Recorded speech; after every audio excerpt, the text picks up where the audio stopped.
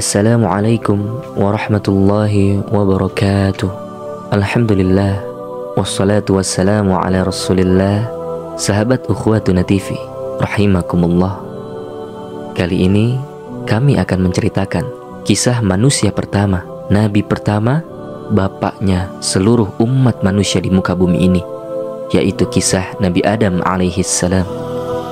Allah subhanahu wa ta'ala memberitahukan kepada para malaikat tentang penciptaan Adam alaihi salam. Allah ta'ala berfirman, sesungguhnya aku hendak menjadikan seorang khalifah di muka bumi. Kemudian para malaikat bertanya kepada Allah, meminta diterangkan tentang hikmah diciptakannya manusia, karena para malaikat mengetahui bahwa di antara manusia ada yang membuat kerusakan di bumi dan menumpahkan darah. Menurut Imam Qatadah, para malaikat mengetahui demikian karena mereka melihat makhluk sebelum Nabi Adam diciptakan, yaitu bangsa jin. Menurut Ibnu Umar, 2000 tahun sebelum Adam diciptakan, jin sudah ada. Jin sudah Allah ciptakan, menempati bumi. Mereka hidup di bumi, berkembang biak seperti manusia. Lalu mereka membuat kerusakan di muka bumi, menumpahkan darah satu sama lain. Maka Allah subhanahu wa ta'ala mengutus satu pasukan malaikat, lalu mereka mengusirnya ke jazirah laut. Menurut para malaikat, jika hikmah diciptakannya manusia adalah untuk beribadah kepada Allah, maka sesungguhnya mereka para malaikat telah beribadah kepadanya. Malaikat berkata, mengapa engkau hendak menjadikan khalifah di bumi itu orang yang akan membuat kerusakan padanya dan menumpahkan darah, padahal kami senantiasa bertasbih dengan memuji engkau dan mensucikan engkau. Allah subhanahu wa ta'ala pun berfirman, sesungguhnya aku mengetahui apa yang tidak kamu ketahui. Allah mengetahui maslahat yang lebih kuat dengan menciptakan Adam dan keturunannya, karena akan ada di antara mereka yang menjadi para nabi dan rasul, para siddiqin, para syuhada, para ulama dan orang-orang yang mengamalkan agamanya, yang mencintainya dan mengikuti para rasulnya. Allah subhanahu wa ta'ala menciptakan Adam alaihi salam dari tanah di bumi dan airnya, lalu membentuknya dengan bentuk yang sebaik-baiknya. Kemudian Allah tiupkan ruh ke dalamnya, maka jadilah dia sebagai manusia yang hidup, yang terdiri dari daging, darah, dan tulang. Nabi Adam diciptakan oleh Allah pada hari Jumat. Rasulullah Shallallahu Alaihi Wasallam bersabda, sebaik-baik hari yang matahari terbit padanya adalah hari Jumat. Pada hari itu Adam diciptakan. Pada hari itu ia dimasukkan ke surga, dan pada hari itu ia dikeluarkan darinya. Dan kiamat tidaklah terjadi kecuali pada hari Jumat. Beliau Shallallahu Alaihi Wasallam juga bersabda yang artinya, sesungguhnya Allah Ta'ala menciptakan Adam dari segenggam yang digenggamnya, dari semua tanah di muka bumi. Oleh karena itu, anak cucu Adam hadir sesuai keadaan tanah, warna dan tabiatnya.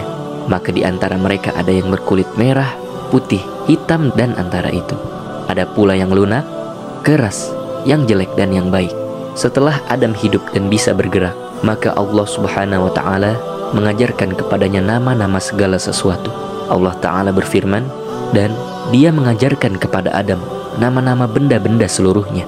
Menurut Ibnu Abbas, yaitu nama-nama yang biasa dikenal manusia, seperti manusia, hewan, tanah, tanah yang datar, laut, gunung, unta, keledai, dan lain sebagainya. Maka Allah menunjukkan kepada malaikat segala sesuatu yang telah diajarkan kepada Adam. Allah subhanahu wa ta'ala memerintahkan kepada Adam untuk memberitahukan kepada mereka nama-nama benda yang tidak diketahui para malaikat. Mulailah Adam menyebutkan nama-nama benda yang diperlihatkan kepadanya. Ketika itu Allah subhanahu wa ta'ala berfirman kepada para malaikat, bukankah sudah aku katakan kepadamu bahwa sesungguhnya aku mengetahui rahasia langit dan bumi, dan mengetahui apa yang kamu lahirkan dan apa yang kamu sembunyikan. Kemudian diceritakan dialog antara Nabi Adam alaihissalam dengan para malaikat sebagaimana yang diceritakan. Rasulullah Shallallahu Alaihi Wasallam bersabda yang artinya, Allah Subhanahu Wa Taala menciptakan Adam dengan tingginya 60 hasta. Kemudian dia berfirman, pergilah dan ucapkan salam kepada para malaikat itu. Lalu dengarkanlah salam penghormatan mereka kepadamu, sebagai salammu dan salam keturunanmu. Maka Adam berkata, Assalamualaikum. Para malaikat menjawab, Assalamualaikum warahmatullah. Mereka menambah, warahmatullah. Maka setiap orang yang masuk ke surga mengikuti rupa Adam, dan bentuk makhluk senantiasa berkurang, semakin pendek hingga sekarang. Allah Subhanahu wa Ta'ala memerintahkan para malaikat untuk sujud kepada Adam sebagai bentuk penghormatan kepada Nabi Adam. Maka mereka pun sujud kepada Nabi Adam. Inilah bentuk ketaatan para malaikat kepada Allah Subhanahu wa Ta'ala. Para malaikat sujud semua saat diperintahkan oleh Allah untuk sujud kepada Nabi Adam. Hanya satu makhluk yang tidak mau sujud kepada Nabi Adam. Ia sombong, tidak mau menaati perintah Allah. Dialah iblis laknatullah. Iblis menolak sujud dan bersikap sombong terhadap perintah Tuhannya. Lalu Allah Subhanahu wa Ta'ala bertanya kepadanya, sedangkan dia lebih mengetahui, "Wahai iblis, apa yang menghalangimu sujud kepada yang telah kuciptakan dengan kedua tanganku? Apakah kamu menyombongkan diri ataukah kamu merasa termasuk orang-orang yang lebih tinggi?" Lalu iblis menjawab dengan angkuhnya, "Aku lebih baik daripadanya." Iblis pun berkata demikian. Inilah maksiat pertama yang dilakukan oleh iblis di langit. "Aku lebih baik daripadanya, karena engkau ciptakan aku dari api, sedangkan dia engkau ciptakan dari tanah."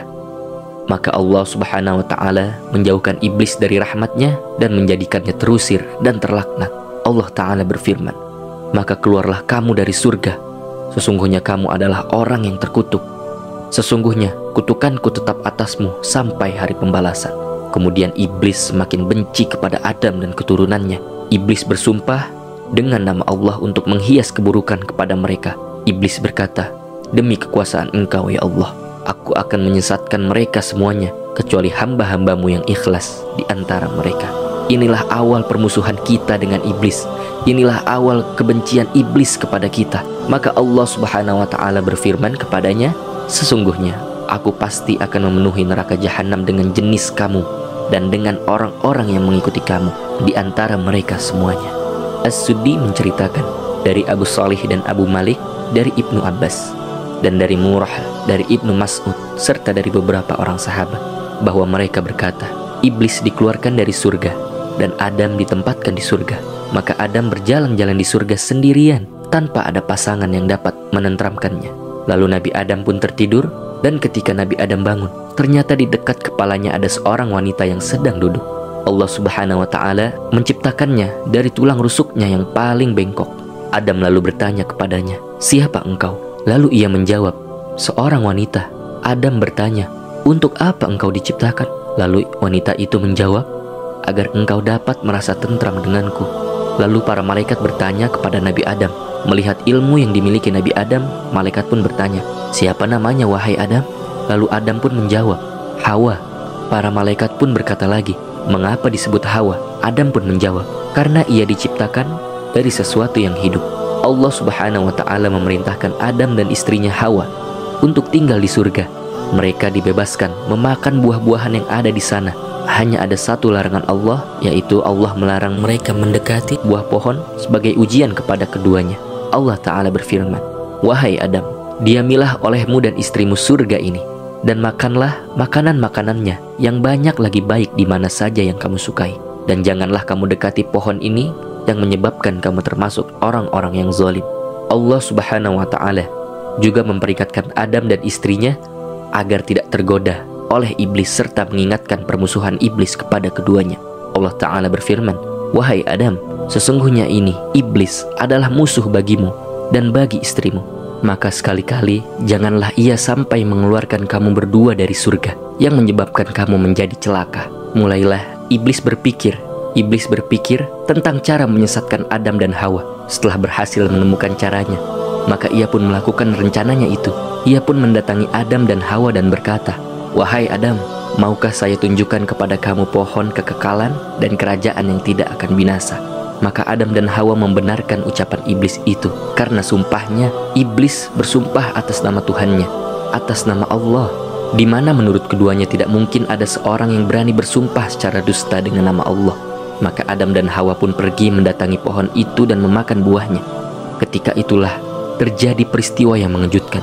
Keduanya terbuka auratnya dan telanjang karena maksiat keduanya, dan keduanya pun merasa malu dan sedih sekali. Segeralah keduanya mendatangi pepohonan dan memetik daun-daunnya untuk menutupi auratnya.